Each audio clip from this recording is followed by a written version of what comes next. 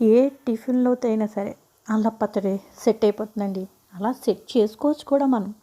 ఈ విధంగా అల్లం పచ్చడి ఇడ్లీలోకి బాగోదా, పెరుగన్నంలోకి బాగోదా, దోశల్లోకి బాగోదా చెప్పండి. ఇన్నిట్లోకి బాగుంటుంది కదా. ఆఖరికి నేను వేసుకున్న మినప రొట్టి ఊతప్పం బాగుంటుందండి.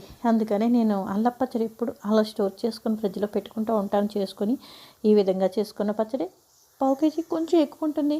పావు కేజీ చింతపండు, నెక్స్ట్ నూనె, ఆవాలు, మెంతులు ఎప్పుడు కూడా వేయించుకొని ఇంట్లో పెట్టుకున్నాం అనుకోండి, ఏ పచ్చడికైనా సరే సెట్ చేసేసుకోవచ్చు. టమాటా పచ్చడి, గోంగూర పచ్చడి, మామిడికాయ పచ్చడి అన్నిటికీ సెట్ అయిపోతుంది. ఇలా బెల్లం వేసుకొని పాకం పెట్టేశాను. మీకు ఫుల్ వీడియో పెట్టానండి, ఏది ఎలా వేసానో ఏంది ఎలా చేసుకున్నానో అన్నది. నిలవ పచ్చడి అనేసి ఎలా చేసుకోవాలో కూడా మీకు ఫుల్ వీడియో పెట్టాను, తప్పకుండా చూడండి. ఈవేళ మినపరొట్టె అయితే కాలిపోయింది శుభ్రంగా, పక్కనే అల్లం పచ్చడి కూడా ఉంది. శుభ్రంగా లాగించేద్దాం. టేస్ట్ అయితే అద్భుతంగా వచ్చింది.